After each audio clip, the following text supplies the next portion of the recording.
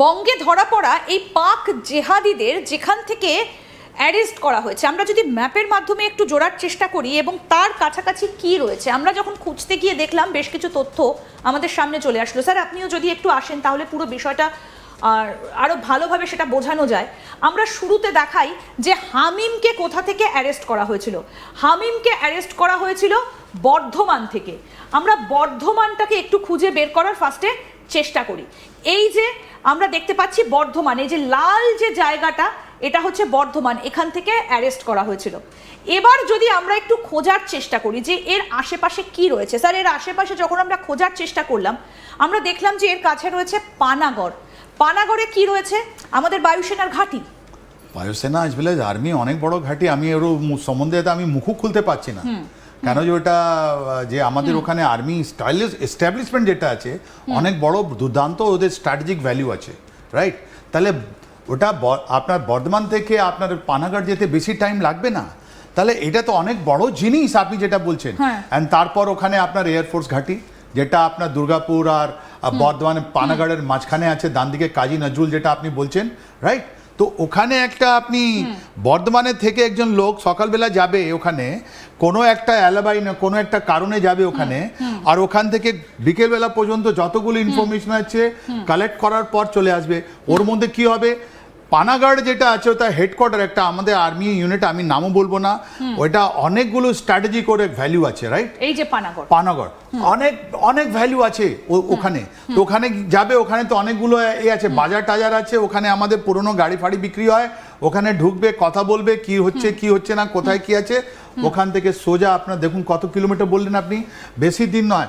Damodar river থেকে এখান থেকে আমরা যদি যাই, আমরা যদি একটু বর্ধমান থেকে যদি একটু খোঁজার চেষ্টা করি, এই হচ্ছে বর্ধমান থেকে বেশি না, আমি তো জানি 2 ঘন্টা 3 ঘন্টার মধ্যে ভালো গাড়িতে চলে যায়, ট্রেন গিয়ে চলে গেলে। এই যে বর্ধমান, আমরা একটু দূরত্বটা, এই যে পানাগড়, পানাগড় থেকে ডিসটেন্সটা কতটা আসছে? 44 কিলোমিটার, 20 কিলোমিটার, এখানে 44 কিলোমিটার, 40 প্রবলেম নেই, 1.5 ঘন্টার মধ্যে পৌঁছে গেল।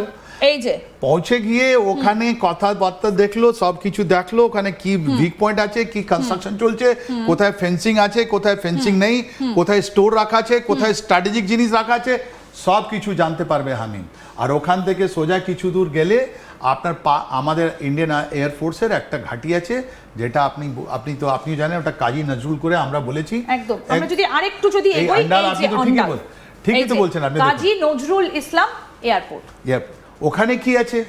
ওখানে আপনার যতগুলো আমাদের ফাইটার এয়ারক্রাফট হতে পারে, ওদের অ্যামিনিশন হতে পারে, ওদের লজিস্টিক্স আছে। স্পেসিফিক বলা তো আমার সম্বন্ধে এটা আমার থেকে সম্ভব হবে না, কেন যে আমি বলতে চাইবো না, সিক্রেট।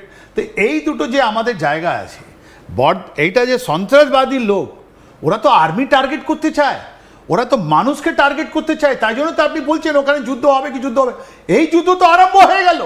তার মানে এক্সপ্লোসিভ লাগিয়ে আপনার ওখানে গিয়ে কোনো রকমে একটা জিনিস ঘটনা ঘটিয়ে, তার মানে আমাদের কমব্যাট ফাইটিং করা অ্যাবিলিটিটাকে কম করা, এইটাই তো হামিমের কাজ ছিল।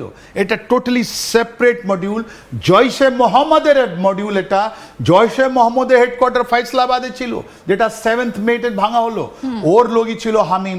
আর হামিমের কাজ, হামিমের সঙ্গে তো ভাট্টি গ্রুপের একটা যোগাযোগ ছিল, তাকে তো বারবার করে বাইরে যেতে বলা হয়েছিল, তার কাছে পাসপোর্ট ছিল না বলে সে যেতে পারেনি, কিন্তু অর্পিতা সরকার বারবার করে এদের সঙ্গে যোগাযোগ করিয়ে দিয়েছে। তাহলে কতগুলো মডিউল কাজ করে এখানে আইএসআই এর? দেখুন, আইএসআই মডিউল এত সুন্দর আছে ওদের, মানে ওরা এরকম সিস্টেম করে রেখেছে, ধর্মীয় জিনিস আছে তো ওদের মধ্যে। ওরা বলছে তুমি সেকেন্ড লোককে বলবে না তোমাকে কি আমি কাজ দিয়েছি। তার মানে দুজন জঙ্গি, যেটা জয়শে মোহাম্মদ, দুজন লোক যাচ্ছে, রাইট হ্যান্ড জানবে না লেফট হ্যান্ড কি করছে। ঠিক যেমন রানার আউট। এবার আমরা একটু হাবড়ায় যাব, ম্যাপের মাধ্যমে একটু হাবড়াটা খোঁজার চেষ্টা করি। তবে তার আগে আমি একটু শোনাই যে এসটিএফ এর তরফ থেকে কি বলা হয়েছে, শোনাবো, তারপরে আমরা হাবড়া সেটাকেও আমরা ম্যাপের মাধ্যমে লোকেট করার চেষ্টা করব। শুনুন আগে। দুজন পাকিস্তানি টেরোরিস্ট যারা দীর্ঘদিন ধরে ভারতের বুকে প্রবেশ করে কলকাতায় ঘাপটি মেরেছিলেন, এবং ওরা এই 12 তারিখে কলকাতায় এবং তার আশেপাশে দক্ষিণেশ্বর বিভিন্ন সময় বিভিন্ন জায়গায় ছিল, এবং বিভিন্ন ছত্রছায়ায় এরা ছিল। আজকে এরা যশোর রোড ব্যবহার করে বাংলাদেশ বর্ডার বেনাপোল থেকে বাংলাদেশে প্রবেশ করার এবং কাঠমান্ডুতে যাওয়ার এদের একটা উদ্দেশ্য ছিল। সেই অবস্থায় গোপন সূত্রে খবর পেয়ে STF এদেরকে অ্যারেস্ট করে এবং আজকে এদেরকে ফরওয়ার্ড করেছে প্রাথমিকভাবে এবং 14 দিনের পিসি চাইছে, 14 দিনের পিসি লার্নেট কোর্ট অ্যালাউ করেছেন। কবে নেক্সট ডেট কবে? এটা 26/8/2026। এদের কাছে পাকিস্তানি কি কি পাকিস্তানি যে ডকুমেন্ট আছে তার কিছু কিছু ডকুমেন্ট এরা ডিলিট করে দিয়েছে, মোবাইল ডাটা, কিছু কমিউনিকেশন, ঠিক আছে, বিভিন্ন চ্যাট, এইগুলো কিছু পাওয়া গেছে যেগুলো তদন্তের সাথে এখনই বাইরে না আসাই শ্রেয়। আর যেগুলো আছে বাকিগুলো কিছু ডিলিট করেছে, সেগুলো পুনরুদ্ধার করার জন্যে এদের সোর্স অফ মানি, এরা কোন শেল্টারে ছিল, আর কেউ যুক্ত কি না, দেশের পক্ষে কত বড় থ্রেট ছিল এটা, ভবিষ্যতের এদের টেরোরিস্ট অ্যাক্টিভিটিসের মধ্যে কী ধরনের পরিকল্পনা করেছিল, এই সমস্ত লোকেট করার জন্যে এদেরকে পুলিশ কাস্টাডিতে নেওয়া হয়েছে। 14 দিনের কাস্টাডি, এরা শেষে 26 তারিখে আবার কোর্টে ফরওয়ার্ড করবে। হোয়াটসঅ্যাপটা ব্যবহার করতো, সেই হোয়াটসঅ্যাপের মাধ্যমেও পাকিস্তানি এগুলো পাকিস্তানি কাঠমান্ডু সমস্ত জায়গার নাম্বার এগুলোদের কাছে আছে। এরা নাকি ডিলিট করে দিয়েছে এরকম। এখানে ডিলিট করেছে এবং বিভিন্ন কমিউনিকেশন ডিলিট করেছে, চ্যাট ডিলিট করেছে, কিছু নাম্বার ডিলিট করেছে। সেই নাম্বারগুলো আর কাদের ছিল, ইন্ডিয়ার কারা কারা এখানকার যুক্ত ছিল দেশের মধ্যে, সেগুলো লোকেট করা হবে। অর্থাৎ বেশ কিছু ডিলিট করার চেষ্টা করা হয়েছে।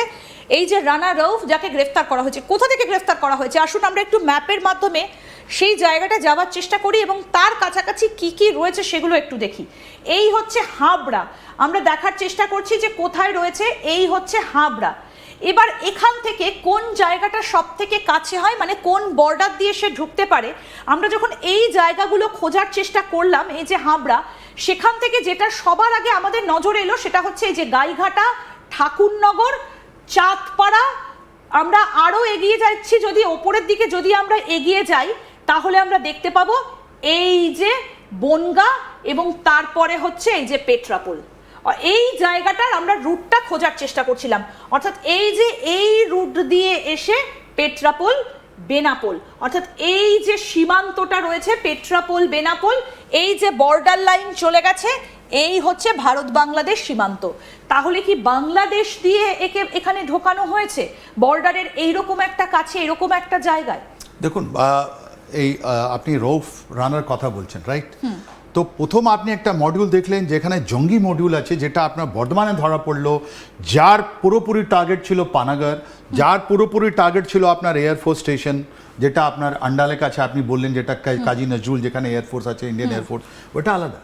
তার এই যে আগস্ট মাসে এটা নতুন যেটা ধরা পড়েছে, এদের কাছ থেকে যে ডকুমেন্টগুলো আছে, একজন লোক গ্রেপ্তার হয়নি, অনেক লোক গ্রেপ্তার, অপারেশন গোয়িং অন, আমি বলতে পারছি না এর মধ্যে, ওরা যা বলবে ওর উপরই আমরা অ্যানালিসিস দিচ্ছি, রাইট? তো এই যে লোক আছে রানা রউফ, এটা তো পাকিস্তানি ন্যাশনাল,